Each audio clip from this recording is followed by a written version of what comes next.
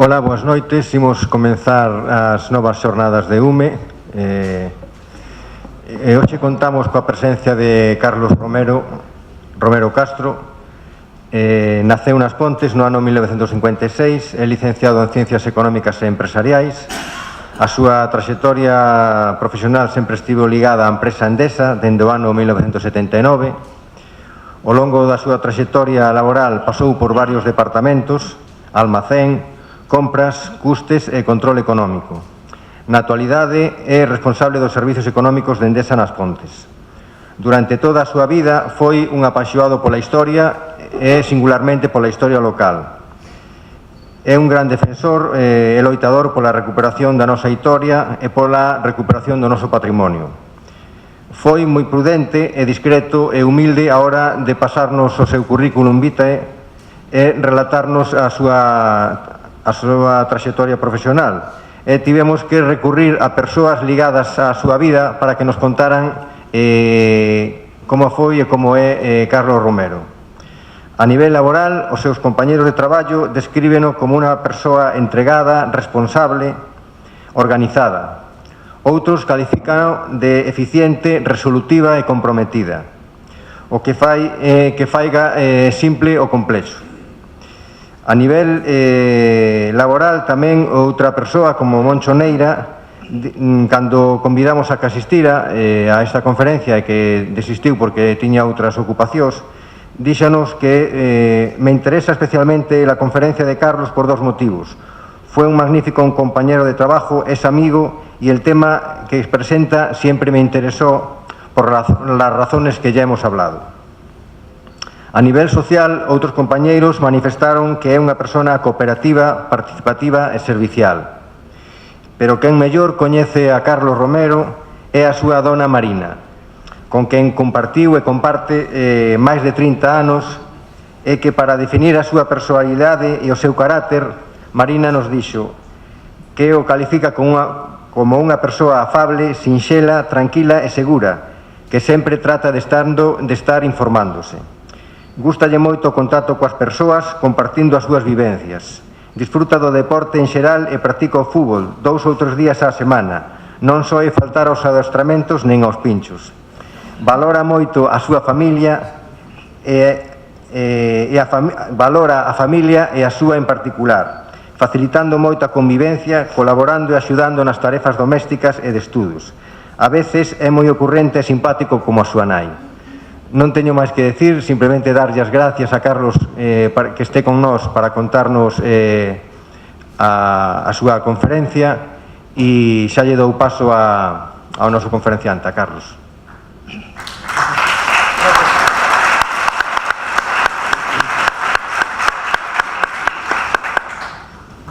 Antes de nada, agradecer a esta oportunidade de intervir aquí a Asociación UME, e tamén gracias a todos por vir. E eu, máis que nada, meu traballo aquí foi bastante sencillo, casi de recopilar información que hai na empresa, que hai en internet, de parte do pasado das Pontes. Entón, o que vou a pretender é explicar máis ou menos unha hora como moito, pois unha parte que é a inauguración da central térmica de 32 megavatios e tamén da fábrica de Encaso no ano 59. Como a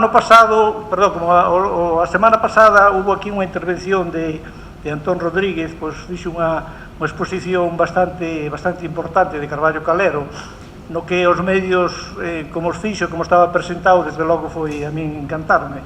Pero digamos que esta presentación é un pouquiño así, feita ás presas, pero que sí, eu creo que é interesante no sentido de que a todos nos vai interesar polo que supón o pasado.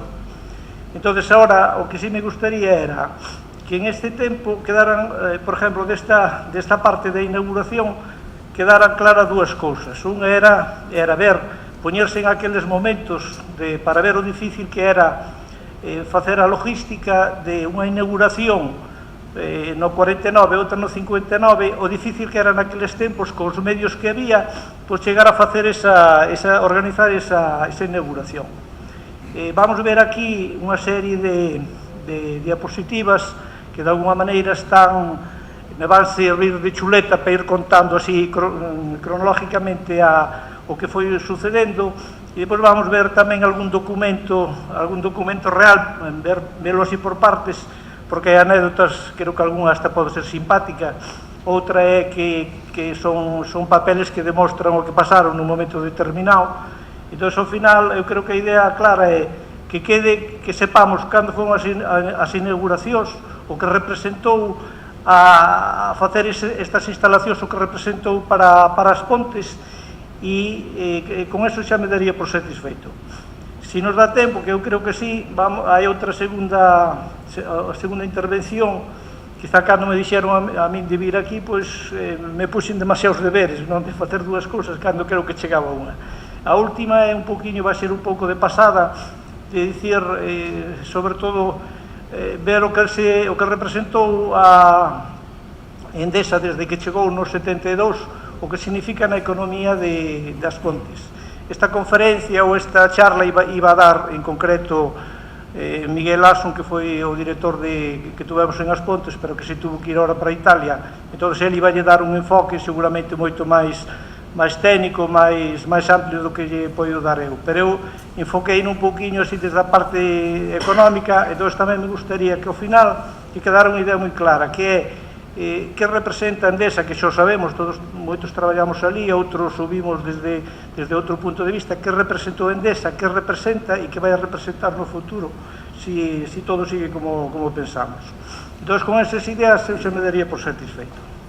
Bueno, na primeira parte, sobre a inauguración, hai xente que estades aquí, que seguramente que sabedes máis que min, e pode ver que hasta hai algún erro do que pode cometer eu aquí, pero vamos, é un informe suxeto a corrección. Entón, de alguma maneira, fai tempo, nos archivos, pescamos ali algunha documentación que vimos que era interesante, porque cada vez que hai un traslado en calquer sitio, en oficinas, en instalacións, normalmente, e por desgracia, se perde moita documentación. Un que non vale, outro que non se entera que se tiran as cousas, e curiosamente había unha serie de documentación media abandonada, chea de polvo e estaba desordenada, pero tiña un título, unha carpeta que había por fora tiña un título que era basicamente o expediente da inauguración da central de Calvo Sotelo. E había outra carpeta cerca que era o mismo, era case a mesma foto, pero a inauguración da fábrica de abonos. Entón, este traballo basicamente é simplemente poñer orden a eses papeles, ver o que pasou e contalo secuencialmente. O sea, que tampouco ten nada que non sepades a maioría de vosotros. Bueno, entón empezamos ca primeira parte. Bueno, esta é unha foto do complexo tanto da central de 32 megavatios que vedes aí a vosa izquierda, e o complexo de fertilizantes que, como vedes, era enorme en dimensión, que era a fábrica de fertilizantes. Bueno, o expediente, a carpeta era esta, pues está fotocopiada. Expediente inauguración oficial de la central térmica. Bueno, pues ahora vamos a contar en secuencia como foron pasando as cousas e depois vamos ver documentos que hai detrás. Dicir que a data de inauguración oficial fixouse o 15 de setembro do 49, aproveitando outras inauguracións do caudillo en Ferrol. Aquí, digamos que a apertura da mina, creo que empezou alá polo ano 1942 ou 43. E entonces empezaron a abrir as cortas, a pilar carbón, e a fábrica, de forma que a fábrica no ano 49 pois xa tiña carbón acopiado para empezar a funcionar. No ano 49 inaugúrase, aproveitando que o caudillo viña a propósito a Ferrol a inaugurar o edificio do ambulatorio da Plaza de España.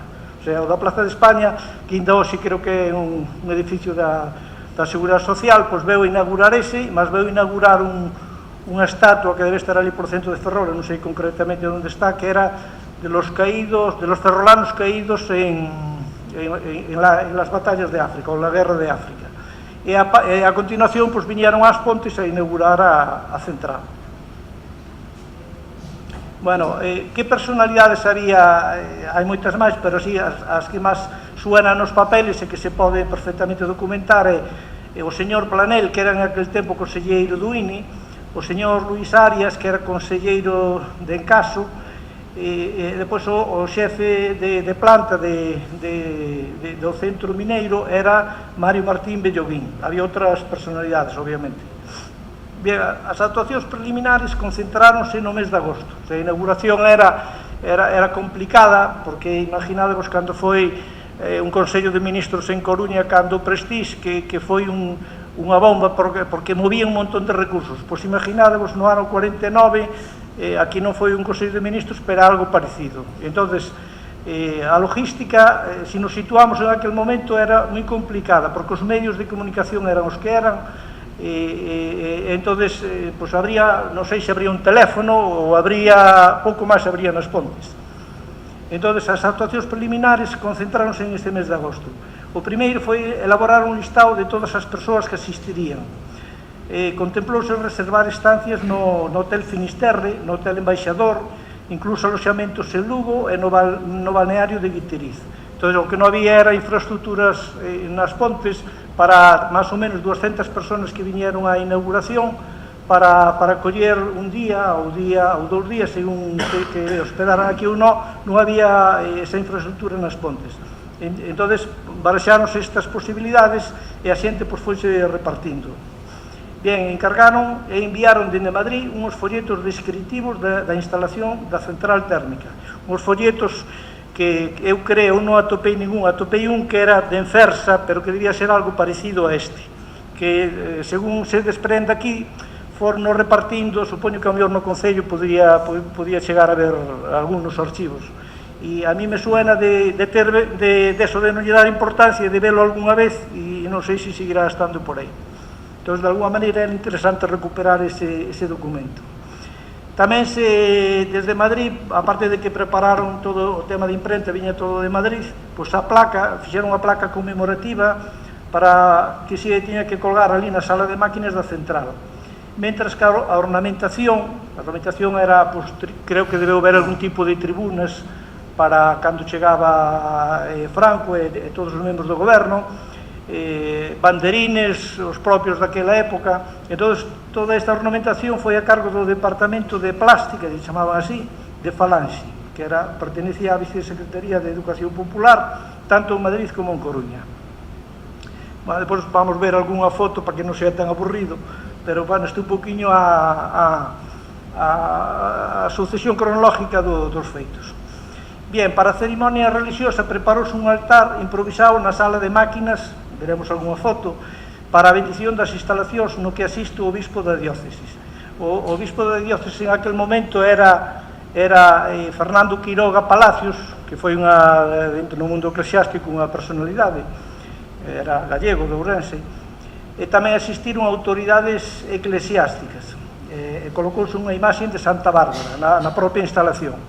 As autoridades eclesiásticas que asistiron en ese momento aquí, en As Pontes, na primeira inauguración, chama a atención porque solamente debía haber 3-4 personas das Pontes. Unha era o enxeñeiro xefe, que era Martín, despois era o que era o párroco que o conocimos todo, o párroco José Ríos Seixo, creo que era, e o cura da Vilavella. E os tres foron os únicos, e o alcalde que había en aquel momento, que era Felipe Arnaiz, non o fillo, senón o pai. Entón, creo que eran 4 personas en todas as Pontes que estuveron ese día na inauguración. Bueno, dicir que o xantar estábase a decidir entre un establecemento de Coruña, o sea, facer a inauguración e ir comer a Coruña ou comer aquí nas Pontes. E incluso se pensou na posibilidade de enviálo de Madrid. O sea, naqueles tempos, pues, supoño que tardaría bastante tempo, pues, se nota que aquí non había infraestructura para dicir hai suficientes daquelas aquí serían tabernas ou non xa nin restaurantes, pois non había esa infraestructura, entonces tirouse sobre todo de Coruña ao final. Bien, o lugar do banquete fixouse finalmente no Economato, no actual conservatorio. O sea, foi o banquete, a inauguración e o banquete. Entonces, previamente houve un aperitivo, según se ve aquí nos papeles que hai detrás, un aperitivo na residencia albergue, que é onde está ahora As Panais, o chamaba antes a residencia de enxeñeiros, e os comensais foron distribuídos por, digamos, por clases. En aquel tempo, pois sería mesas A, B, C, D, E e F. Xa se sabe, xa os podemos situar perfectamente.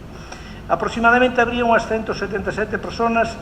Eso sí, eu por moitos papeles que mirei non había ninguna muller. Bien, quenes asistiron? Pois súa excelencia o xefe do Estado, os ministros, presidentes das empresas principais.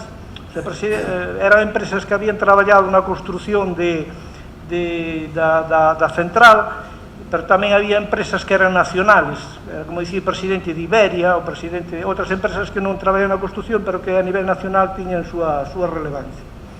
Entonces, bueno, estaba tamén a prensa, que veremos que medios de prensa estaban naqueles momentos, que nos suenan, o Nodo, o fotógrafo Cifra e un fotógrafo Castelo, que non sei, estuve mirando a ver se era da Coruña, pero mirei por internet, pero non atopei así referencias.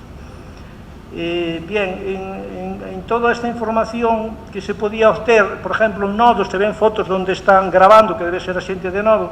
Isto era digno de dedicarlle tempo e ir a buscar en esas hemerotecas e esas videotecas, ir sacando toda esa información, porque seguramente que está grabado todo eso, toda esa inauguración en eses sitios ten que estar.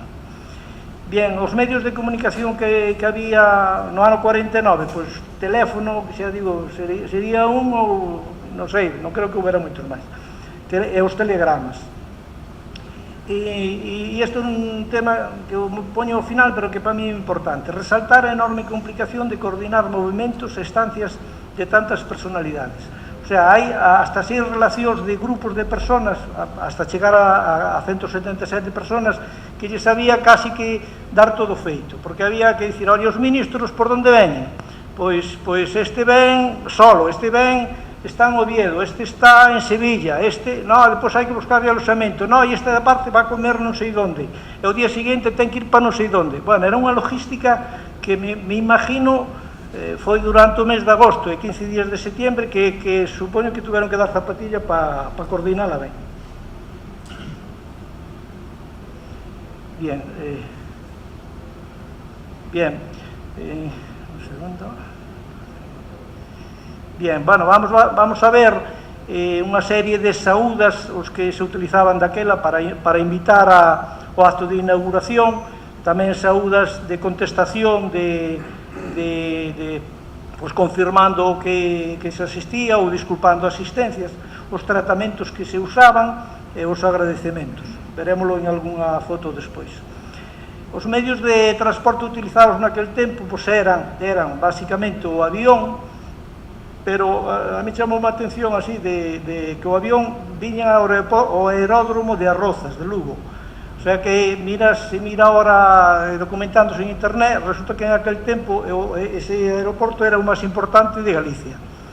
Ese foi un aeroporto que fixeron, creo que os alemanes, durante a Segunda Guerra Mundial, para controlar todo o sistema de antenas que tiñan para vigilar toda a zona do mar, e entonces pois debía estar gestionado por eles, e chegou a ser, creo que en esa década dos 40 hasta os 50, pois foi o máis importante de Galicia. Entón, a xente que viña de Madrid en avión, pois iba ou a Vigo, que había o aeroporto de Vigo, pero non había, por exemplo, ni o de Coruña ni o de Santiago. O de Santiago foi máis ben a partir dos anos 50. Este aeroporto é o que agora falan a veces na prensa de que está dedicado a temas de drones e cosas deso, me parece. Bueno, depois a xente tamén viña en vagóns cama especiais, non sei se daqueles se chamaba Renfe, sei como se chamaba, pero eran vagóns que puñan a propósito porque viñan personalidades.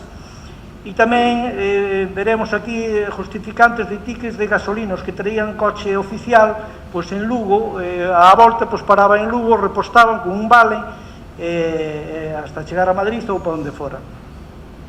Quedaba tamén a elección do menú. Entón vamos ver modelos de menú da época, que todos tuveron máis ou menos de restaurantes da Coruña, con precios que xa daquela oscilaban, particularmente me parece bastante, entre 60 e 100 pesetas. Bien, veremos tamén que fotógrafos e medios de prensa había, entre eles o jefe de prensa de súa excelencia, e as noticias do Nodo e a prensa do país do seguinte día a inauguración. Bueno, isto é unha parte de literatura, agora vamos ver un poquinho os documentos que hai detrás. Nos vamos ver a todos, pero si hai algúns que nos contan moito, se os vemos.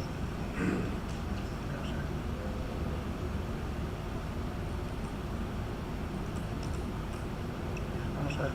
Por exemplo, a ver, os folletos que dicíamos antes, estes daqui, pois, encargaron, viñeron todos de Madrid, e entonces pois xa hai un documento onde pon que pediron 237 folletos, pois 40 con los BLM. E BLM significa besa la mano, era un saluda de, onde mandabas a invitación e aí va el folleto, pois chamábase besa la mano.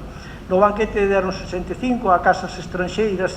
Casas estranxeiras eran aquelas empresas que estuveron traballando aquí, alemanas, moitas delas, algunhas italianas, e entón os seus directores, os seus representantes, pois tamén estuveron na inauguración. Bueno, deronlle tamén aos empleados, desempleados non era calquera empleado, serían os enxeñeiros que houbera daquela, a organismos oficiales, me imagino que no Concello sería un deles, etcétera, etcétera.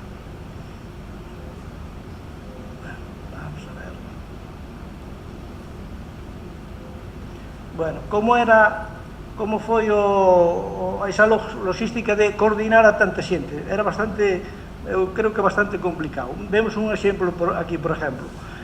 Personalidades que llegaran a Puentes directamente en coche. Pois o señor Rubí dice, este viene con Francisco Rocha, que habrá de seguir en La Coruña. Julio Masé, con Don Luis Esparza, e así todos. Por exemplo, José María Cienfuegos, desde Bilbao. Eduardo Angulo, con algún rezagao. Pues, José María Villamil, con Don Luis. O sea, todo era, cada persona parece que tiña unha ruta diferente. Vamos ver outra, por exemplo. Estes viñan con medios propios. Bueno, pues Antonio Cobra actualmente está hospedado en el Hotel Atlántico. Antonio Aldecoa, no hay que preocuparse de su alojamiento. Juan Granel, llegaron a La Coruña la noche del día 14, hay que buscar ese alojamiento. El siguiente viene de Santander y no ha dicho nada. Bueno, y así varios, y pues vemos aquí personas como Luis Carrero Blanco, que daquela non era ministro, pues estuvo aquí, y decía José Montes Garzón, no hay que preocuparse de él para nada. Luis Carrero Blanco, tampoco. Bueno, temas de ese tipo. Bien, relación 2. Vamos a ver, como eran os saúdas. Vemos aquí do enxeñeiro xefe da empresa nacional Calvo Sotelo, entonces este é un saúda normal. Por exemplo, son todos iguales. O teniente coronel, primer jefe de la comandancia de la Guardia Civil de La Coruña, tiene el gusto de invitarla a la inauguración oficial de la central térmica el día 15, tal. Bueno, pues se ve Mario Martín Bellovín, que era o enxeñeiro jefe do complexo mineiro.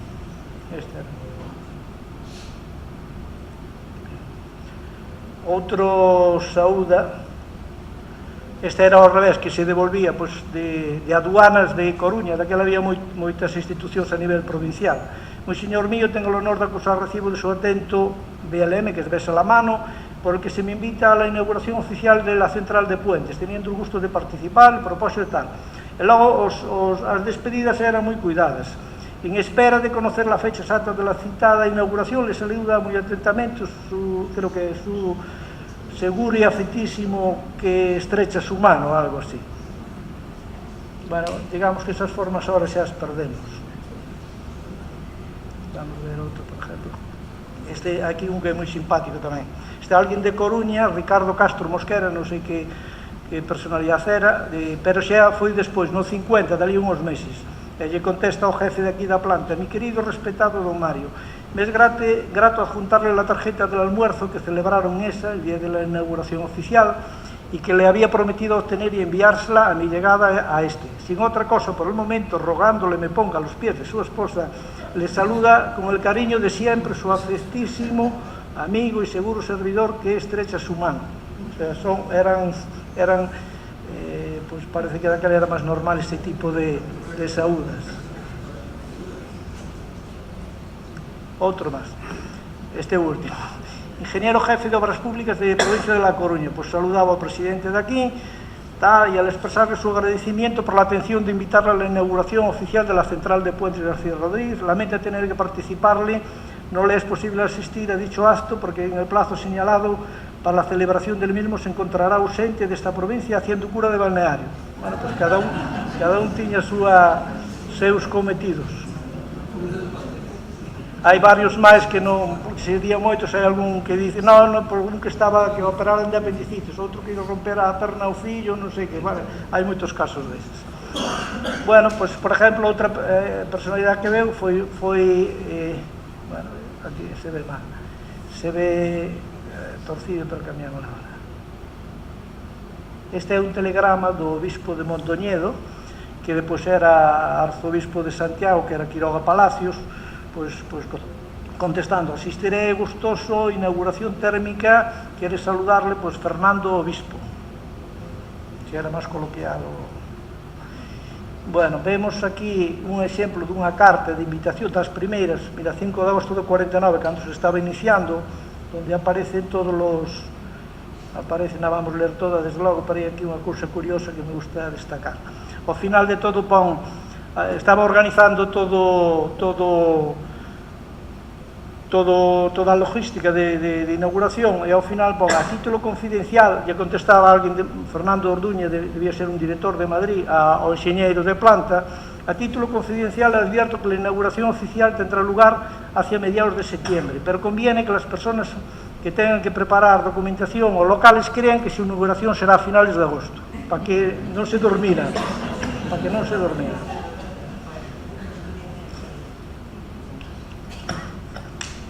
Outra, bueno, non vamos ler tampouco, pero hai os últimos dos párrafos son curiosos tamén. El señor Arias me habló de ir al Departamento de Plástica de Falange de la Vicesecretaría de Educación Popular y gestionar el envío de toda la tramoya propia de estos actos, banderas, gallardetes, reposteros, tribunas, etc. Pero es preferible que te entrevistes tú en esa provincia con el delegado provincial de Educación Popular para seguir así el trámite, patatín, patatán.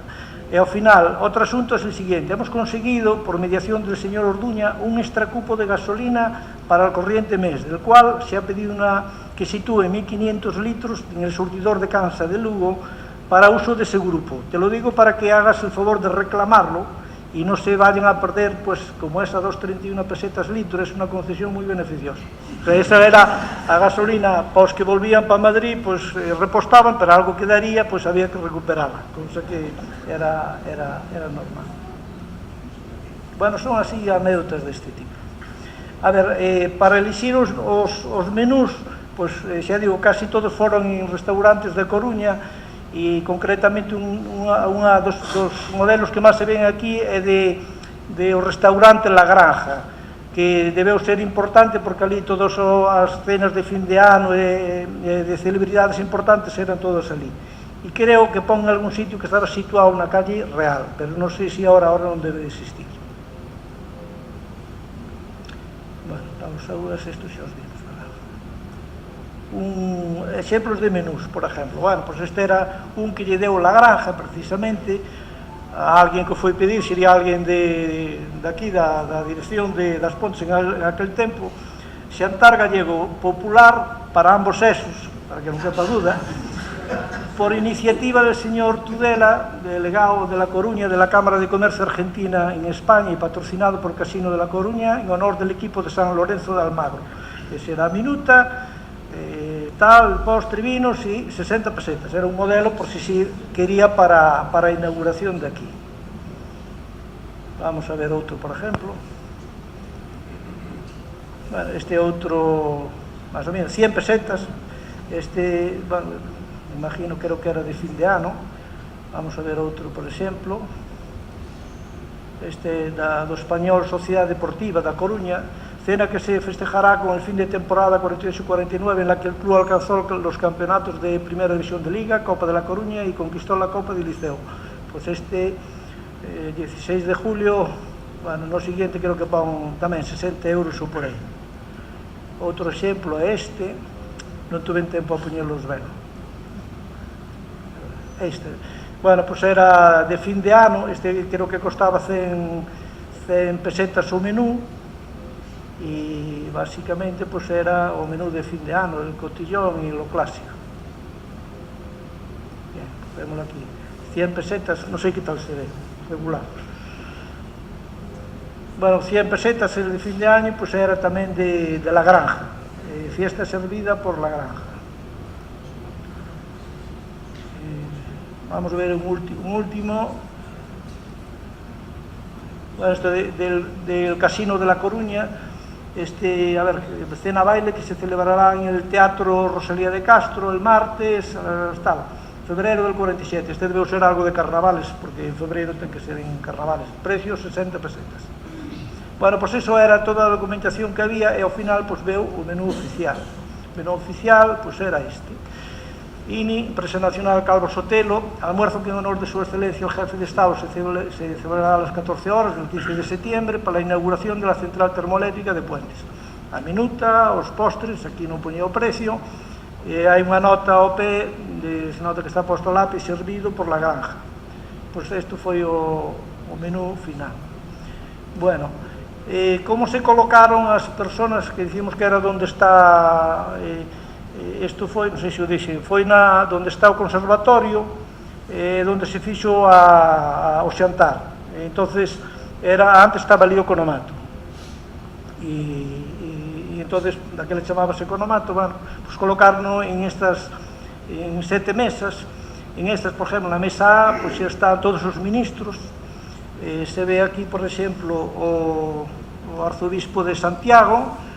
Vese aquí á dereita o alcalde das Pontes, que era daquela Arnaiz. Vese, bueno, presidente de empresas, toda esta xente.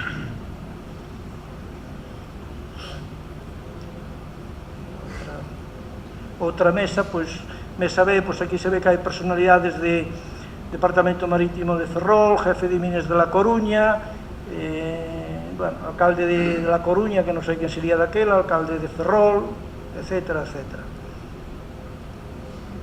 El médico de su excelencia tamén venía en el 77, viña a prensa tamén. Bien, outra mesa, pois era, a ver, os medios de prensa que había daquela, pois, vese o Ideal Gallego, xa estaba daquela, La Voz de Galicia, bueno, non se ve máis aquí. E Cifra, que debía ser a que facía os reportaxes fotográficos. Outra mesa, pois estaba tamén das empresas principales que colaboraron aquí, Sulzer, Ener, Mipsa, director de Gallega, non sei se era unha empresa porque fala dela.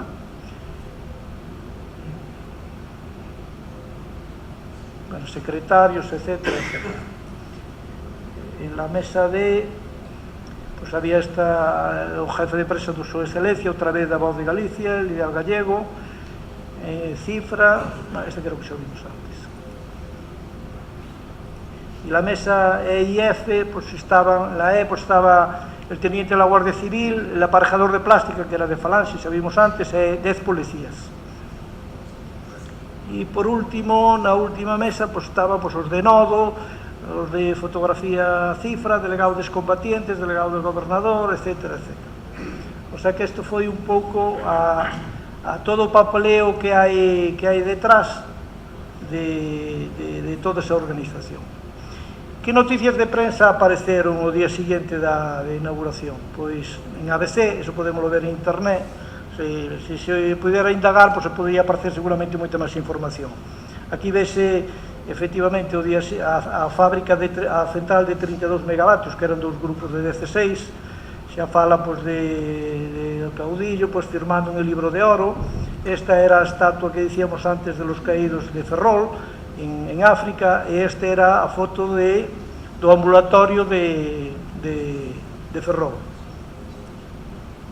Bien, despois, en La Vanguardia, pois, saleu, pois, tamén falaron de esas inauguracións. El generalísimo es recibido triunfalmente en el Ferrol del Caudillo, inauguró el magnífico edificio del ambulatorio del seguro de enfermedad y el monumento a los ferrolanos muertos en la campaña de África. Despois, máis abaixo, ven o das Pontes, la estancia del caudillo en Galicia, su excelencia inaugura una central termoeléctrica en Puentes de García Rodríguez y una mina ubicada en 60 millones de toneladas de lignito. Bueno, ao final creo que foron 270, 5 veces máis, pero bueno, era unha boa, foi mellor así que non que fora menos. Fala das características da mina esta prensa da Vanguardia, donde fala pois, de eso, dos 60 millóns de toneladas, fala aquí do ferrocarril que había, que tiña unha vía férrea de 5.300 metros, bueno, características da mina. Tamén fala, bueno, el pueblo, como titular, el pueblo acoge con aclamaciones y vítores al generalísimo Franco. Visita las instalaciones, el obispo vicario capitular, que era Quiroga Palacios, pues bendice las dependencias, etcétera, etcétera. E aparece todo o discurso que deu ese día nas instalacións das Pontes o caudillo. Resumido, desde hace 40 años la nación esperaba la mano salvadora que aprovechase los malos carbones y le resolviese con ellos los problemas de demanda eléctrica. Ven aquí todo, vou ler só un párrafo, porque senón, a ver se vexo ben. Bueno, por ler así un párrafo.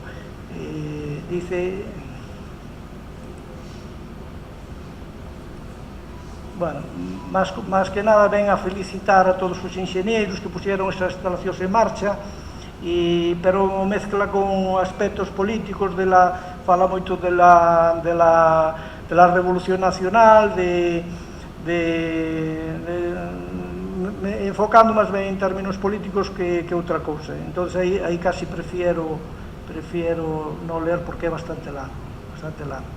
Eu recordo algunha vez de ter un escrito na mao, que desto que pensas que algún día que non era importante, si co era, que había escritos en Endesa, e non tan lexos, no 80, bueno, eran dos 60 para atrás, pero que poñían, por exemplo, había personas que pedían vacacións, ou se non era vacacións, era ejercicios espirituales, que se non asistían, pois ao mellor lle metían unha sanción de 2 pesetas, ou non sei o que era, por non asistir.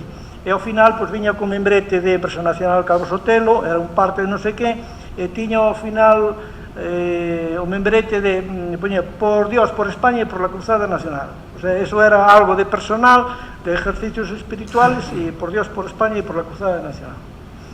Bueno, esto es, aparte de folletos e soportes que hai detrás. E despois, vamos ver aquí unhas cuantas fotos. Hai moitas fotos de esa época, desde os anos 40 hasta os 72 que chegou Endesa. Hai centos e centos de fotos, pero aquí están seleccionadas solamente os días deses días de inauguración. Xa pon aí, pues, dirigiendo la palabra, si ven se lí o título, Su Excelencia dirigiendo la palabra en el año 49. Pues debeu ser cando leo o discurso que víamos no diario da Vanguardia, se supón.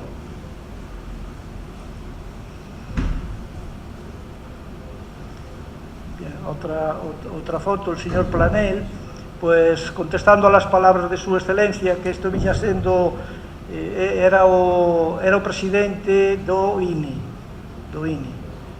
Outra foto é, pues, recorrendo as instalacións da central térmica,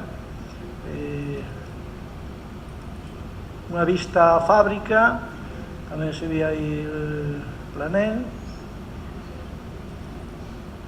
Isto era no Poblao, non sei se era cando salían do xantar ou cando iban, pero ben se ve que na Avenida das Veigas, e se ve a carretera que non sei, parece que era de pedra en aqueles tempos, supoño que sería de pedra, non sei.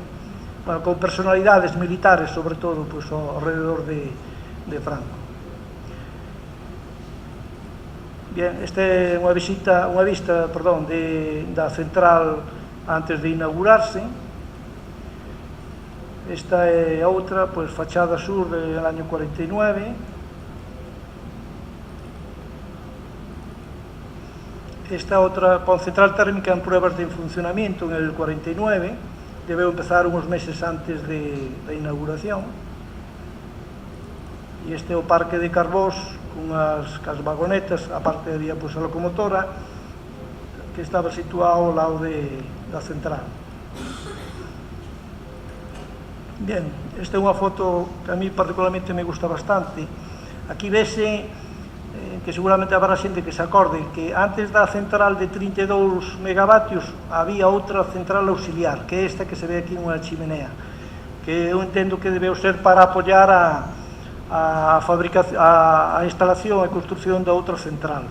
Ves o edificio á izquierda que existe actualmente, que é o de Aprendices, e o demais está todo tirado.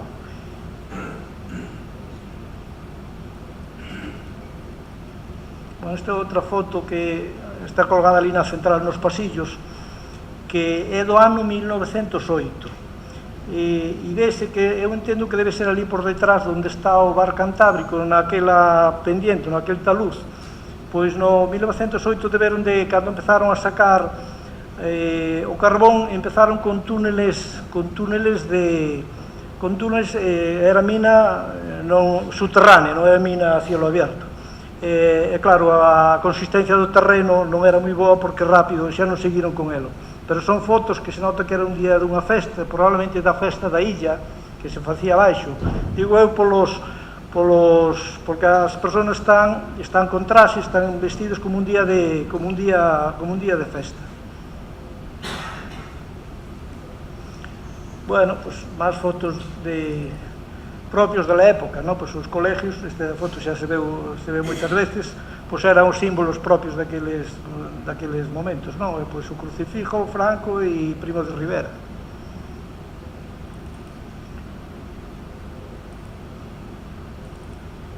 Unha conferencia no cine a lobby, onde se ve personas bueno, non sei se pasaban lista, pero había que ir ás conferencias religiosas. E isto é un álbum que algún, por exemplo, algún de vos daqui o conocedes, é un álbum que existe na central, que ten a mitad del, tuvo moitas fotos e agora están a mitad delas e a outra mitad pois foron desaparecendo, con estes cambios e tal, pois foi se perdendo. E é unha pena que se alguén tuvera fotos pois de intentar recopilalas, porque agora cos medios que hai se podía perfectamente, penso que recompoñer. Entonces vemos estas fotos, este álbum, e curiosamente a xente que se encargou de facelo pois poñíalle os títulos das fotos, va seguindo a secuencia perfectamente, pero as fotos vedes que faltan a mitad delas. No obstante, ainda ten bastantes. Esta outra das que vimos antes pois está desta maneira. Bueno, pois isto é basicamente a central, que foi a central de 32 megavatios. 10 anos despois, bueno, ante todo, dicir que, por exemplo, a inauguración tanto de Encaso como de Encersa foi un hito, ou foron dous hitos que marcaron o rumbo de As Pontes, porque foi pasar en ese siglo As Pontes a ser unha zona industrial. O sea, nos marcou o paso, a situación onde estamos agora, pois ven derivada de aí. E por que ven derivada de aí? Porque había un yacimiento minero, o sea, a razón básica é que había un yacimiento minero que se explotou e a consecuencia deso, pois viñeron se decidiu apostar e vieron estas inversións. Entón, de alguma maneira, os orígenes están aí. 10 anos despois se fixo a fábrica de abonos e entón a logística da inauguración foi prácticamente igual. Eu creo que as persoas que estaban aquí en Madrid que organizaron eso, creo que deberon coller os papeles de antes, porque os ministros basicamente eran os mismos, as personalidades militares e eso eran todo prácticamente os mismos. O único que foi é que abriron un pouquiño o abanico en temas de invitacións, pois xa empezaron a vir xa os que tiña muller, pois eles e as señoras pois viñeron á inauguración.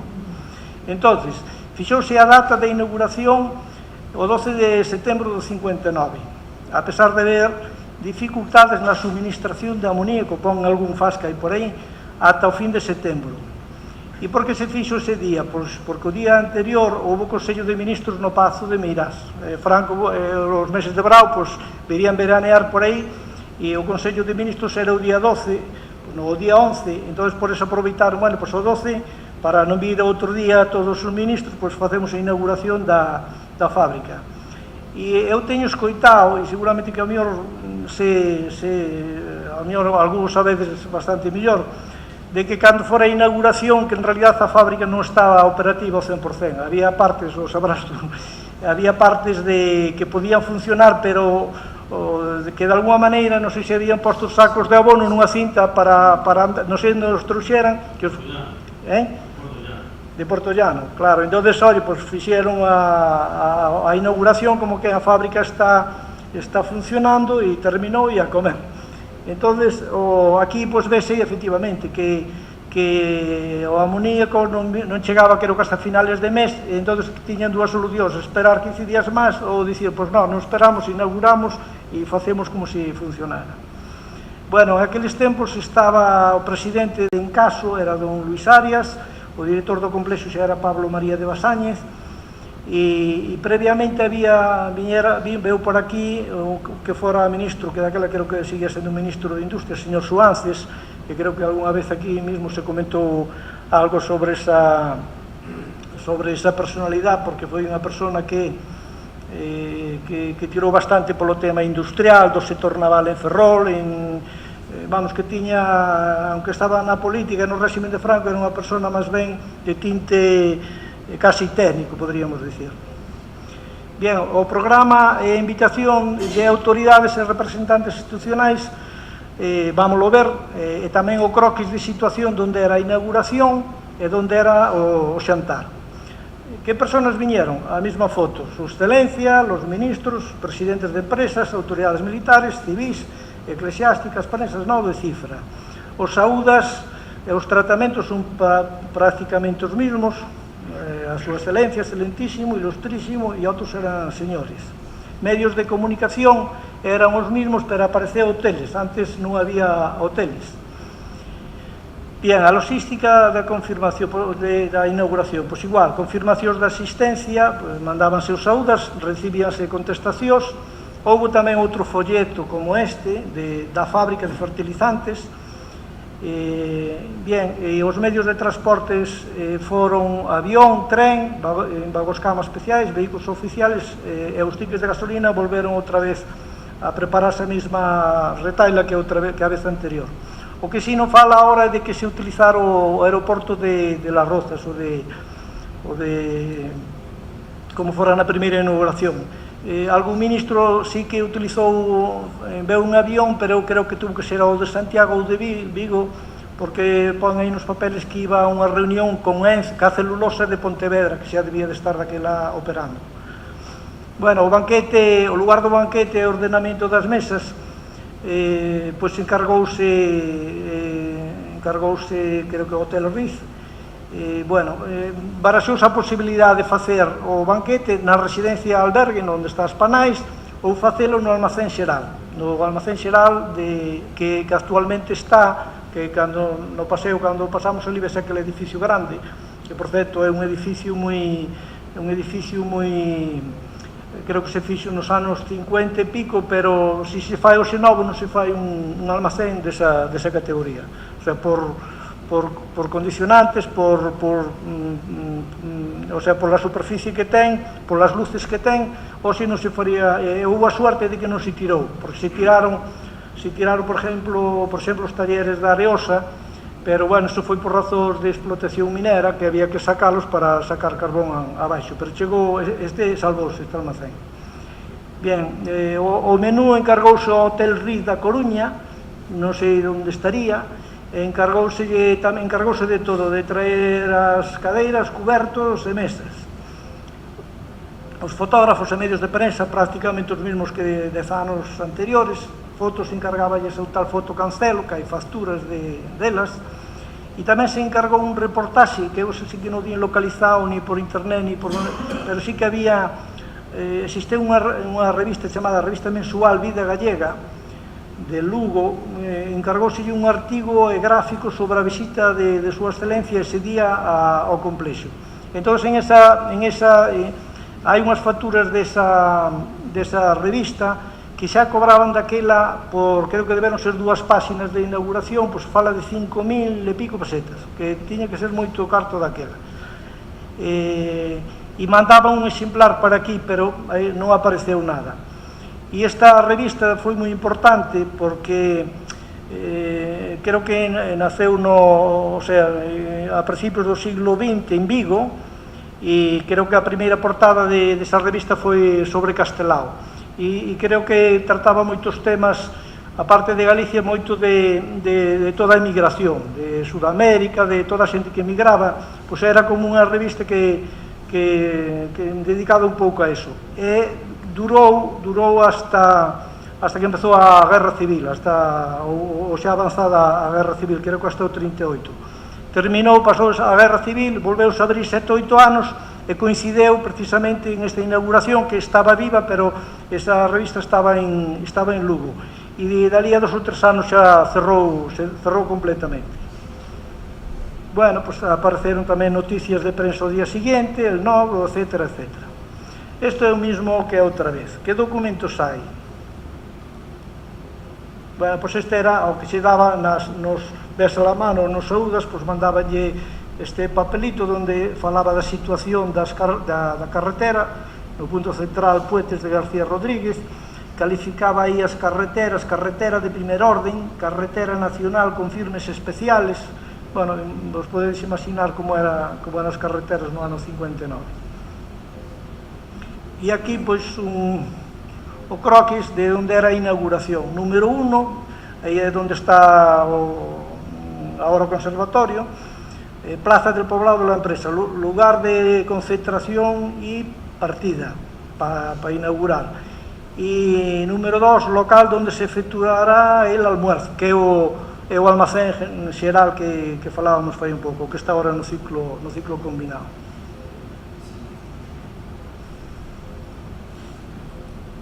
Bueno, por certo, que se ve aquí, estaba debuxada, isto era cando se facía a festa da Fraga antes, non? Seguramente aquí, o que era a Fraga, non sei se era a Illa tamén, a festa da Illa, non? Pero aí está perfectamente definida, agora seguro que non se ve, pero aí está definida. Bien, os saúdas, pues os oficiales eran o mismo, el presidente del Consejo de Administración, Luis Arias, este está en blanco, pero eran os saúdas que había naqueles tempos. Invitacións personales, todo eso se mandaba de Madrid, septiembre del 59, al señor Don, e o programa era que ás 13, reunión da Plaza do Poblado, como se vía antes, visita a mina. A mina hai algún papel por detrás que pon que se foron, por exemplo, hasta Porto Roibo, en que foi esta xente? Pois foron algúns, creo que repartidos no tren que había, e outros, non sei se é outro tipo de vehículos, foron repartidos para chegar ao final da mina. Ás 14 horas aperitivo nos locales de la empresa, que era onde está as panais ahora, o almorzo, que era no almacén, e ao final eran as visitas ás instalacións industriais. Aquí hai un exemplo dos pases que lle daban, porque desta vez veu, aparte dos 200 que estaban comendo, deberon vir como outras 60 ou 70 personas que eran subalternos, chóferes, casi todo o que era secretario ou era do exército, vos viña con a señora e el ayudante, casi todo señora e el ayudante. Todos os axudantes lle daban este tipo de tique que era para comer no pueblo. En calquer establecimiento que houbera daquela levaban o tique, depois se supón que pasarían o vale á empresa que lle pagarían, pero xa non comían no banquete principal, senón que iban a casas do pueblo. Bien, isto é unha parte dunha carta, só collí un extracto, pois pon aí, por exemplo, con Manolo, o conductor don Eduardo, envío el libro de oro preparado para as firmas de Lafto, que é un libro que firmou a muller de Francisco Franco, Carmen Polo de Franco, e los nuevos planos de la iglesia del Poblado para sustituir a los deteriorados. Parece que se deberon perder usos e mandaron polo chofer outros novos planos. Bueno, esta é a documentación que hai daqueles, moitos fases, xa era a cousa un pouco máis ágil do anterior, e aquí pois, é onde fala do retraso do amoníaco, non? Si non lo ha efectuado ya en reciente entrevista, informe al señor Suances sobre si hay o non inconveniente por causa de la fábrica en que se realice la visita de su excelencia y ministros el próximo día 12. Infórmele que debido a las dificultades no podrá tenerse amoníaco hasta final de septiembre y por tanto el retraso de la visita de 8 o 10 días no lleva consigo que haya un avance notorio para los invitados. O sea, é un pouco todo o que hai detrás, vamos, pois aquí fala do Hotel Riz. O señor Suances creo que foi o que xa veu un mes antes para aquí para organizar un pouco, xa foi decidindo, bueno, pois lo hace el Hotel Riz, a organización pois era a que había comendado él. Bueno, aquí vese eses días os actos, poñía que punto 1, visita a la mina, duración media hora. Punto 2, había que ir na mina en tren ou en autos, ou parte en unos ou en outros, para traslado a la fábrica. Logo había encendido de un gasógeno cargado con carbón para, o como sea máis seguro, para os alemanes. Non sei que alemanes era a tecnología alemana, se nota. 4, encendido del segundo gasógeno para calentarlo con gasolina. Puesta en marcha desde el puesto de mando de un compresor, y cuando esté el segundo compresor listo, también este segundo compresor. Visita la factoría, presa en su caso, fraccionamiento de aire, síntesis y fábrica de nítrico y nitrato. Y terminar hacia las 2 de la tarde y calcular almuerzo para las 2:15. El almuerzo hay propósito de celebrarlo en el almacén general, conforme indica el señor Suances, y esta misma tarde nos ponemos al habla con el RIZ para empezar el contacto con ellos. Bueno, al final dice los pases de los conductores y subalternos en general, también procuraremos darle de alguna forma con objeto de que se sirvan después del comprobante de la comida en el pueblo. Bueno, este é o mismo que se leu ao principio, pero é, digamos, o soporte. Bueno, hai centos de fases, o sea, isto é interminable. Aquí están seleccionados unha serie deles para ver un pouco a secuencia de como foi. Personalidades que viñeron, pois, moi parecidas ás de 10 anos antes. Súa Excelencia, os ministros, aquí xa empezaba con os ilustrísimos, que eran os directores generales, secretarios, comandantes de todos os ejércitos, etcétera, etcétera. Outros máis aquí, pois aquí se ve, por exemplo, o alcalde de Puente, si señora, aquí no medio, que daquela, se non me engañei, eu creo que era Cesario do Peso, que era alcalde das Pontes en aquel momento. El juez comarcal de Puentes, el párroco de la Vilavella tamén estaba, el capellán de la empresa, que non sei quen sería en aqueles momentos, en la empresa había tamén un capellán, presidentes de Fenosa. Bueno, aquí xa se vereu o abanico porque ya todos xa pon aquí, e señora, e señora, e señora. A última relación, bueno, pues todas estas personas. Na prensa, pues localicei o mismo día, o día 12 de ABC, pues donde falaba de la próxima inauguración, que era ese día, en la provincia de La Coruña se ve a fábrica de abonos. Esta é unha foto general que debía de ser unha das portadas que había dos folletines, seguramente. Bueno, e por último, as fotos. Pois as fotos, aquí nos podemos fijar que na primeira vez Franco viña con todo o uniforme militar, desta vez veu xa casi de paisano, traía simplemente a gorra da Marina, debe ser. Isto é diante das oficinas da delegación, a que tiraron fai uns anos. Esto es, bueno, la esposa de su excelencia firmando el libro de oro de la empresa. Este libro de oro me imagino que estará en INI o en Madrid, supongo que en algún sitio guardado, seguramente. Vamos, non quedaba aquí o libro, viñan, firmaban e debíanos devolver para lá. Outra parte da visita, pois, na instalación, a visita á mina. Aquí parece que está mirando, se supón que a parte do carbón que non tiene nada que mirar sería, supoño que restos de fósiles, parece desprenderse de aí. Outra parte da visita pois era aquí, tamén a mina. Por último, esta, pois máis, mira, se ve aí á dereita pois cunha cámara, que probablemente sea alguén do nodo, que ese había que pescar o que había grabado, recuperalo. Bueno, aquí unhas fotos así un pouco maiores. Esta é a locomotora que había do tren, que xa daquela casi xa viña a anunciar que iba a haber un lago en As Pontes. Un día de inverno sería, o sea que aguantábase xusto a vía do tren e pouco máis. Esta é unha panorámica da central, do complexo, o sea que se nos fijamos é enorme, o sea, a cantidad de instalacións que tiña iso era impresionante. Bueno, aquí hai fotos do señor Suances, que eu creo que debe ser este señor que está aquí aí no medio, penso que será él, que foi o mes anterior para organizar todo o que era a inauguración. Outro momento da visita de Suances. Esta outra foto de exercicios espirituales en los talleres generales.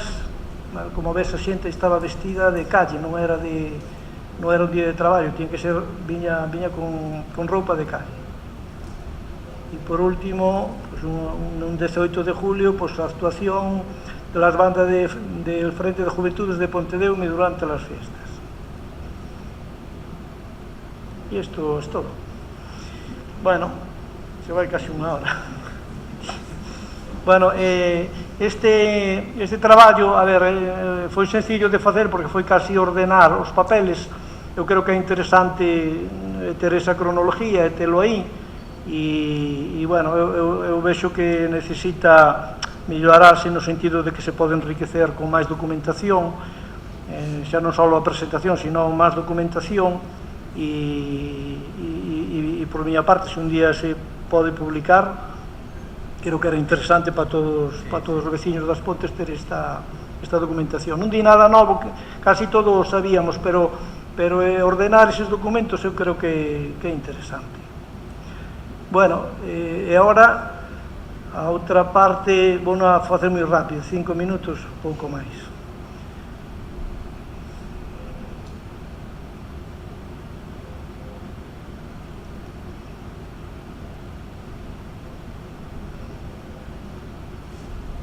Bueno, esta era o que dicíamos, unha información que iba a vir dar Miguel Asun aquí, e como dixen, simplemente eu lle metí un pouco un tinte máis económico, que é máis a miña especialidade, menos técnico, pero bueno, de todas formas son diapositivas de fotos, e ao final a idea que é importante que quede que significou, agora non falamos de Carlos Sotelo, falamos a partir de aí Endesa, que significou Endesa desde o 72 económicamente para as Pontes e para Galicia, e o que se prevé que vai significar polo menos durante os 15-20 anos seguintes.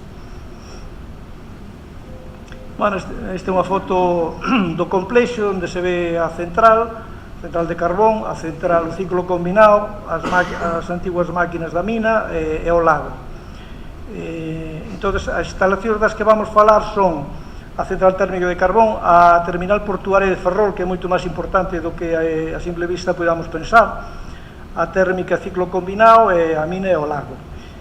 Aquí poderíamos dicir que tamén hai influencia por exemplo, das hidráulicas. Está o pantano da Capela, está o pantano da Ribeira, está en Ourense todo o sistema Vivei-Sil, que aí é unha fuente de ingresos bastante importante para Galicia tamén, pero aquí non está metida neste estudio máis que nada porque nós, eso como é de renovables, está metido nun negocio aparte e non temos acceso a esa información, polo menos de forma fácil.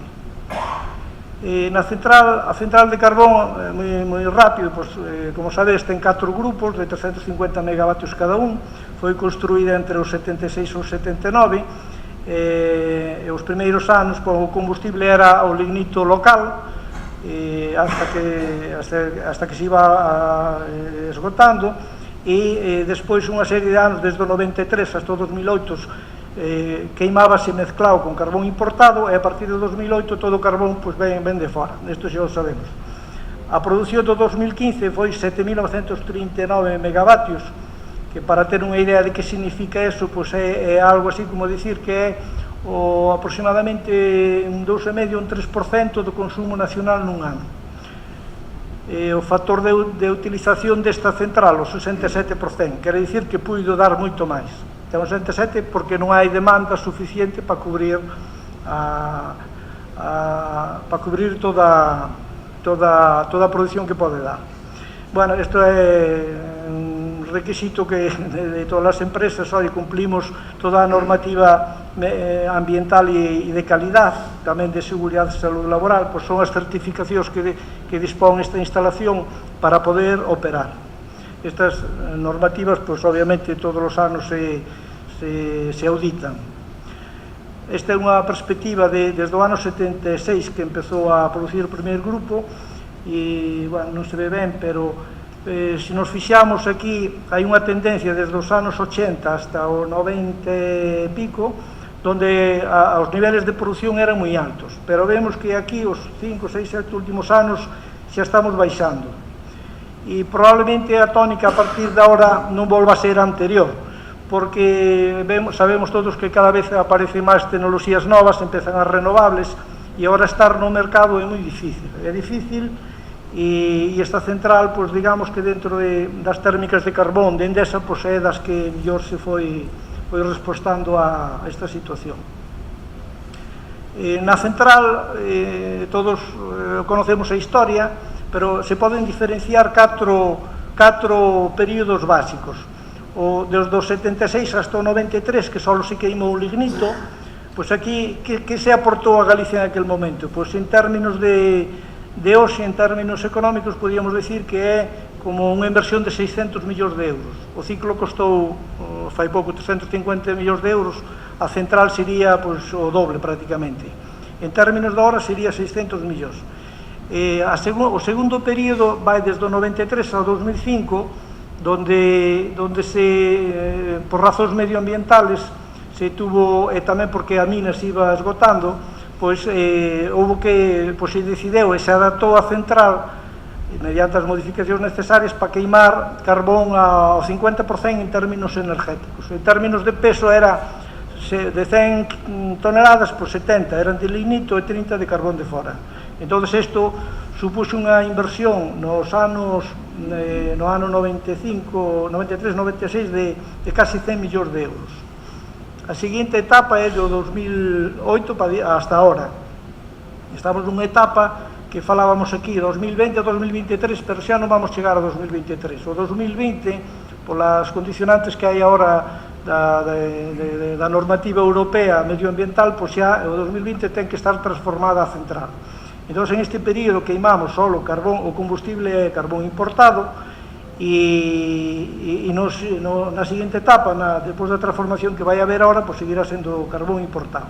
Cal foi a inversión que se fixo en estes anos? 2020-2023, 220 millóns de euros.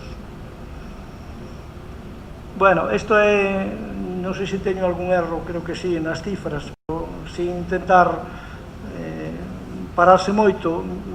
Fijadevos o tema ambiental, o que influye en todo, nos coches, en calquer tipo de industria, pero en esta estábamos nas emisións de SO2. Nos anos 80 tiñamos límites de 14.000 miligramos metro cúbico normal, e estamos ahora en 200, o sea que prácticamente as emisións de SO2 se suprimiron ao 99% ou 98%. En NOx, óxidos de nitrógeno, pois non había límites hasta fai pouco, pero ahora temos límites. E en partículas estábamos en 350, pois ahora estamos a 20, o sea que as exigencias medioambientales son tremendas. Entón, isto obliga as empresas ou cerran ou se adaptan a estas circunstancias. Entón, aquí as razóns fundamentales o que pon aí. A regulación das emisións e a calidad do aire é o que define que haya inversións que se modifica a central ou non. E o fin de explotación mineira tamén foi un hito importante para dicir, bueno, pois hasta aquí chegou o límite. Bueno, este é o ciclo, unha foto aí moi coloreada. Bueno, o ciclo das pontes funcionou moito, creo que empezou no 2008, se empezou a funcionar comercialmente, e funcionou bastante no 2008, o 9 e o 10. pero ahora mismo é casi como un mechero, o sea, funciona horas e, por dicirvos, o que dá nun ano ahora mismo pode o dar nunha semana, o sea que, se vos fijades, non funciona nada.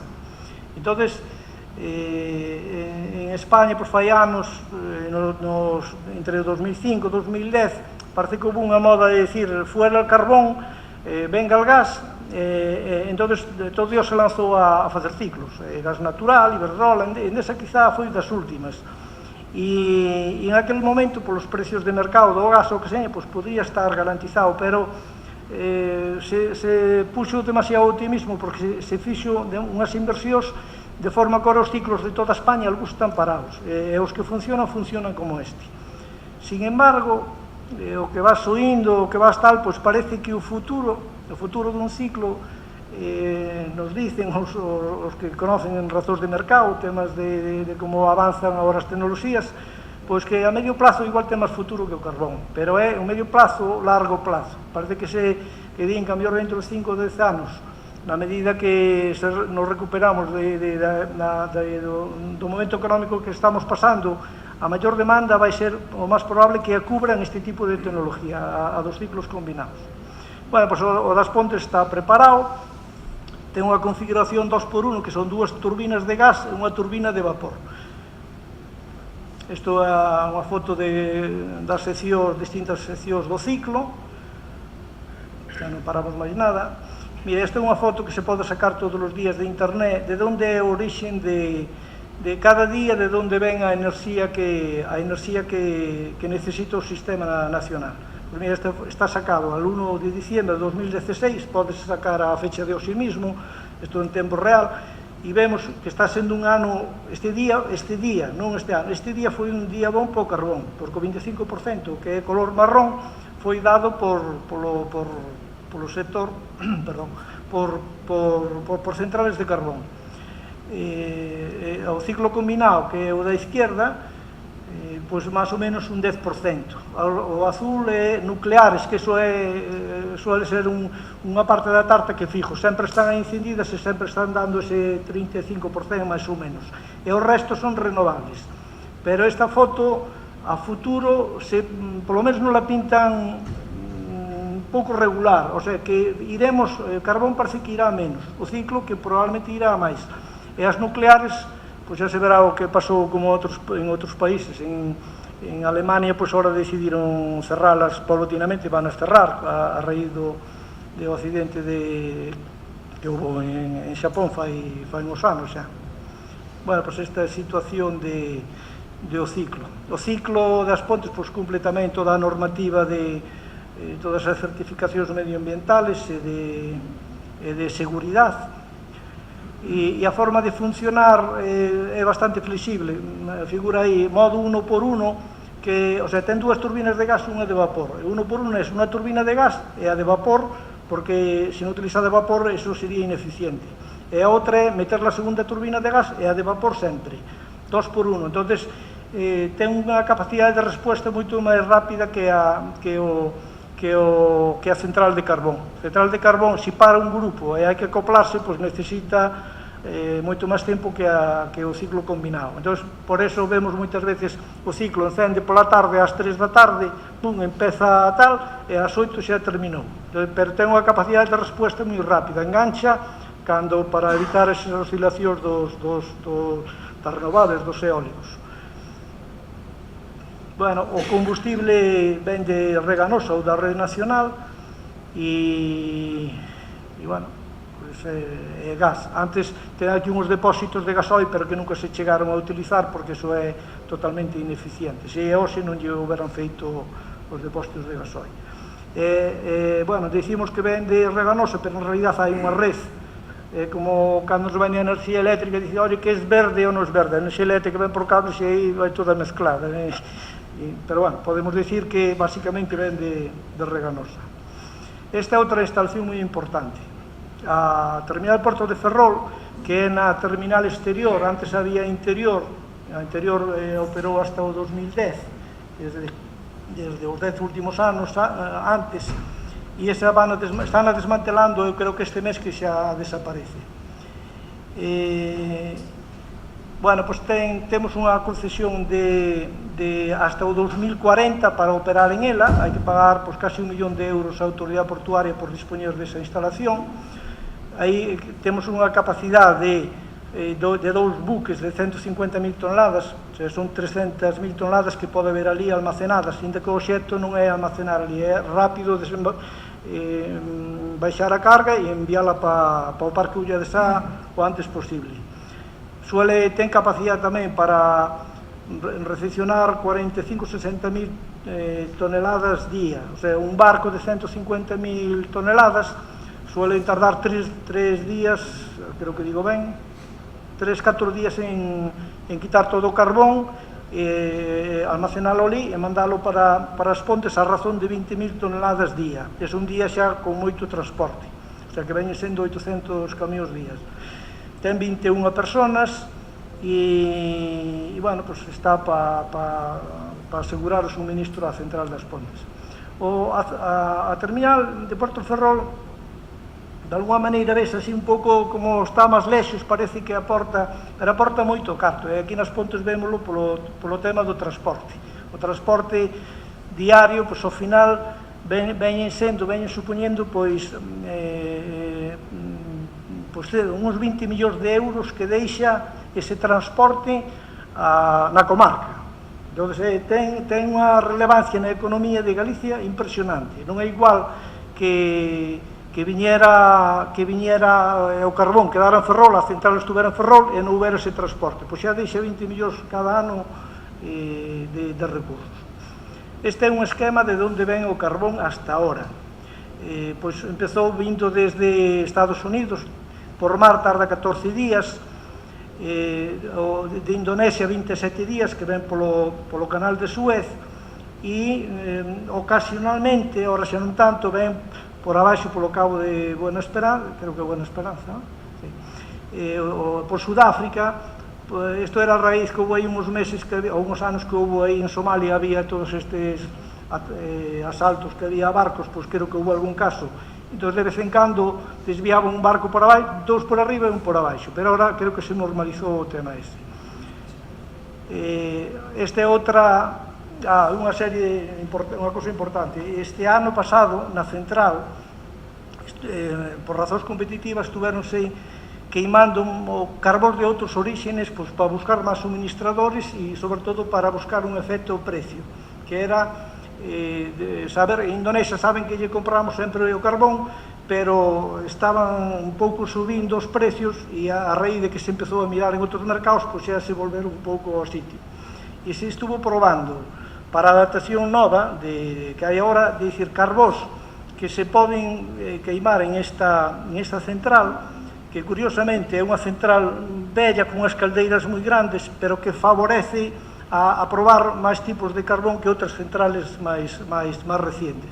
Entón, se trouxe carbón de Colombia para probar, se está traendo carbón de Rusia para probar, e de outros sitios de Indonesia. De Sudáfrica tamén, pero este creo que iba para Almería. Bueno, a logística do carbón é moi curiosa, porque aquí cando vemos de Indonesia para aquí, en barco, pois, 40 días ou algo así. Antes houve outra logística, que era que ali o sacan en minas, o levan en ferrocarril hasta a mellor a centos de kilómetros de distancia, ven unhas barcazas por unhos ríos hasta un puerto e depois ven para aquí, o sea que ten súa complicación. Bueno, estamos terminando. Estos son cifras do que se move en Ferrol. Bueno, está actualizado ao 14, pero 2015 sería moi parecido ao 14, donde se descargaron 3.935.000 toneladas, o sea, andamos 3,5 millóns, 4 millóns de toneladas. Número de barcos, 28 barcos de 150.000 toneladas. Vemos aquí unha izquierda que se ven as bodegas, vese regular. Máis ou menos transportase para arriba o mismo que entra, por eso supón 3.935, 3.832. E en número de viaxes ao ano, o que significa a autovía Ferrol é impresionante, porque son 130-140.000 viaxes ao ano. O tipo de buques que se está utilizando é o segundo Capesize, de cabo, porque eses son os que teñen un calado moi xa bastante grande, é unha eslora bastante grande, de en torno a 300 metros, e xa poden ir por mares como é por Sudáfrica. O Panamás, que é o seguinte, eran os que viñan antes a Ferrol na terminal interior, e ora destes ven algún de vez en cando, pero casi todos son os do segundo, os de eslora de 300 metros de largo. Bueno, medidas medioambientales, pues, os certificados están auditados e al día. Bueno, isto é xa a parte da mina, que casi se explicou aquí nesta sala moito xa dela, xa non vamos entrar, pero a mina, sempre digo, é a origen de todo. Depois veo o demais. Se non houbera mina, probablemente aquí nos dedicaríamos a outra cousa. E o lago, pois xa o víamos antes na foto do tren, que xa anunciaba que iba a haber un lago co tempo. Bueno, non falo, pero deso porque xa se falou unhas veces. Bueno, esta é unha quedan 3 diapositivas, agora xa terminamos. O que aportábamos estas centrales, tanto o ciclo como a central, en enerxía ao sistema peninsular. Viñamos no 95, un 5,2%, e agora estamos nun 3% o ano pasado. Tamén é verdade que a demanda nacional, mira, no 95 estaba en 176 teravatios e está agora en 267. Entón, non é que nosotros demos menos, sino que o sistema nacional pide máis. Bueno, esta é unha gráfica, está un pouco champurreada e sacada así de prisas, pero que é curiosa. Aquí pódese ver a influencia, chamémoslle social e tamén económica, das instalacións de Endesa nas Pontes.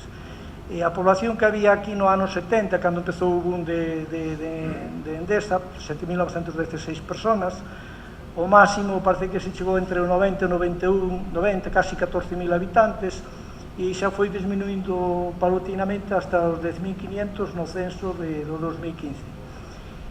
Pero se falamos de as plantillas de Endesa, nos asustamos máis. Se nos din isto agora, fai anos non lo creíamos. No 73 empezou o momento cero, 181 personas, normal, estaba crecendo, e chegou a unha punta, aí pon 2.666 empleados no ano 90. Pois chegou a haber 2.750, máis ou menos. En algún mes puntual polo medio chegou a 2.750. Chegou o 95, xa baixou 2.109, que foi cando a mina xa se empezou a datar, a vez de dar 12 millóns de toneladas de lignito, pois daba 6, e foi aminorando hasta o 2007. Entón, aquí xa empezaron os ERES, empezou prejubilación, era eléctrico, era minero. No 2000 xa éramos 1.200 personas, menos da mitad. No 2005, 562, no 2010, 500, e o ano pasado 257 personas. Somos ahora mismo o 10% dos momentos máximos o sea que é o impacto que hai, a parte de personas, que estas son personas de plantilla propia, pero se nos basamos nas compañías, iden de lienzo. As compañías, non está posto aquí, para o personal directo, pero de compañías pode ser outro tanto. Por exemplo, ahora na central, se somos 175, en compañías hai outros 175, máis ou menos. Entón, quere dicir que os recursos económicos que nos podemos imaginar, que xa o sabemos, no ano 90, que quedaban nas Pontes, os que quedan agora non se parece nada. O sea, foi un baixón importante. E onde van eses recursos económicos? Pois antes se pagaban aquí para pagar todos os traballos da mina, as persoas que traballaban na mina, pero ahora se pagan porque se compra carbón importado. Entón, son recursos que foron para outro lado.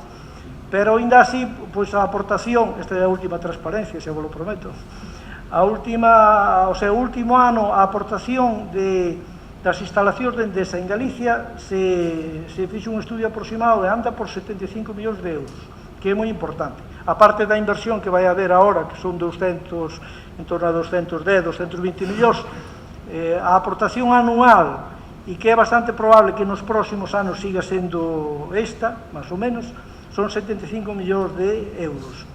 E de onde veñen? Pois veñen basicamente de pago a proveedores, a contratistas, os salarios da plantilla e a tributos.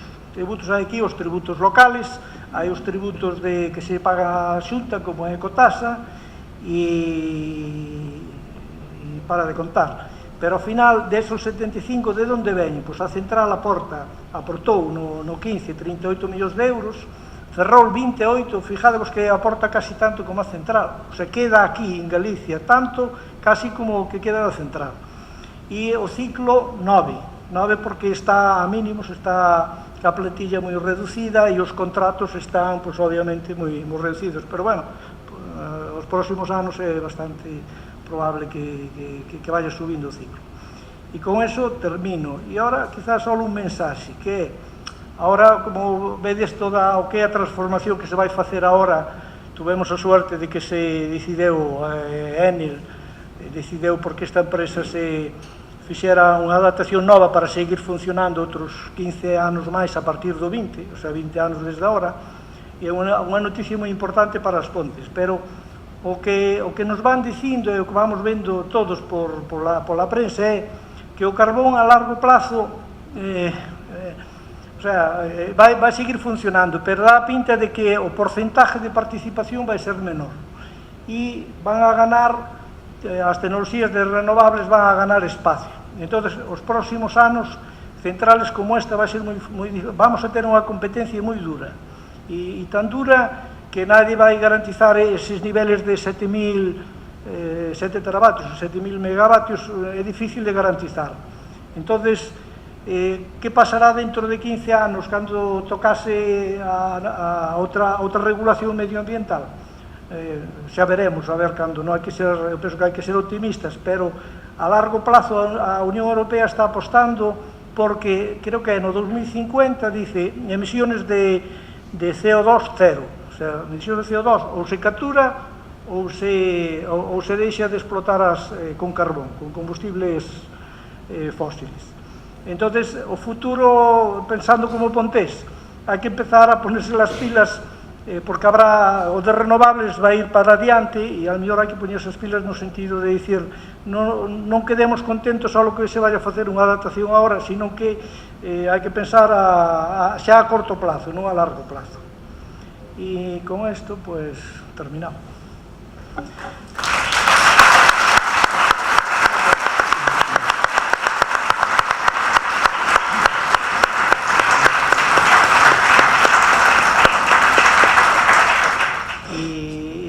Digo, nos datos que puiden dar, pode haber algún erro tamén de interpretación ou eso, e depois desde o punto de vista técnico moitos de vosotros sabedes moito máis do que sei eu, pero a nivel general eu creo que a exposición esta nos interesa a todos e que na primeira parte eu creo que ben iso que decíamos de intentar mellorala, desde logo mellorala, e en isto na parte económica pois sí que ese mensaxe debe de calar, de dicir, hai 15 anos ora aseguraos, pero 15 anos pasan nun pispás, ese é o tema. A min pareceme importante que persoas como Carlos, que levan moitos anos na empresa, que traten de recuperar este patrimonio documental que moita xente non o quixo recuperar. Foron xeracións e xeracións de traballadores de Endesa que traballaron na mina, na central ou nas oficinas, que se iban xubilando e iban amoreando os papeles, os iban tirando, o mellor valeiraban o seu despacho e tirábase todo, e é unha pena que eso se tire porque forma parte da nosa historia e do noso patrimonio, e así recuperamos a nosa historia. Entón, é digno de agradecer que xente que ten responsabilidades agora en Endesa, que vexa que eso é un patrimonio que non se pode perder, que lle guste e que, digamos, que dé as ordes para que se recupere e que todos os aficionados, os historiadores, podamos ter e facer uso desa documentación. É digno de elogiar. E queríalle facer unha pregunta, e a pregunta é, ao seu modo de ver, que, digamos, que pesou ou que puido pesar na decisión de Enel para que se transformara esta central neste momento e se tomara esa decisión en detrimento de outras centrais, por exemplo, de Endesa. Ben, a ver, Enel, ora, noso dueño é Enel en Italia, unha empresa pública italiana de un 25% de pública, e é un monstro a nivel mundial, porque creo que hai 70.000 empleados, está desde Rusia hasta Sudamérica, e, bueno, nos comprou a Endesa e agora nosotros pues, formamos parte de Enel. De feito, nos correos electrónicos xa casi non pon nin Endesa, Enel está. E Enel, o que vemos é que aposta moito polas renovables, sino que en Italia, por exemplo, non ten nucleares. As de carbón, cerrou en Italia centrales de carbón. E está apostando cada vez máis por renovables. Entón, falar agora de que se iba a facer unha adaptación dunha central de carbón que ten 40 anos, se conseguiu probablemente por dous motivos. Un é que de cara a futuro dice, non, aquí carbón nada, todo renovables. E esta central igual se salvou por dous motivos. Un é porque se fixeron uns estudios fai 4 anos, e o ano pasado, que nos comparan, hai unha empresa americana que nos compara a centrales do mesmo tipo, do mesmo sector, nos compara como estamos posicionados respecto a outras centrales no mundo que sean centrales similares. E estamos nos puestos de Champions, estamos aí arriba. E por qué? Pois porque houve un montón de decisións tomadas no seu día pola dirección das transformacións anteriores que agora pois, nos beneficiamos delas. Saliron ben, se apostou ben e estamos aí. Tamén influye moito a aportación das persoas que tanta xente que traballou aí, pois bueno, se conseguiu unha empresa rentable, unhas instalacións que son moi bellas, pero que están como un coche novo. Non é dicir que é unha carraca, non, é un coche novo. E a nivel competitivo, tanto en eficiencia de operación como en eficiencia económica, como esta central, además se pode dicir, a nivel mundial, número, non sei se unos e dos, pero estamos aí. Entón, eu creo que esta foi unha das razóns da que Enel non puido dicir non vamos a transformar ou adaptar a central das Pontes. É que non puido porque económicamente os números salen. E foi a razón é ese bon facer de todos, de tomas de decisións correctas, aportación da xente, hai técnicos detrás traballando que teñen unha experiencia e uns conocimientos impresionantes, e agora chegamos a que temos como un coche de fai 40 anos, pero que está como un coche novo, exactamente igual. Bueno, pois moitas gracias pola vosa presencia. Quedades convidados para o próximo venres a asistir á presentación da revista UME do número 9 que vamos a repartir e que a publica este ano a Diputación da Coruña e é unha revista que vai a salir este ano a todo color. E tamén vamos a outorgar o premio de investigación UME que sabedes que convocamos e contaremos cos premiados e lle faremos entrega do premio.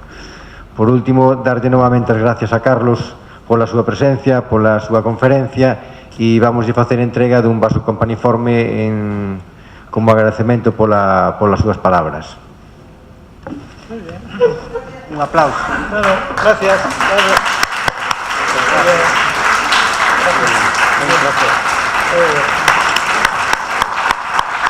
Bueno, obrigamos despois. Gracias a todos.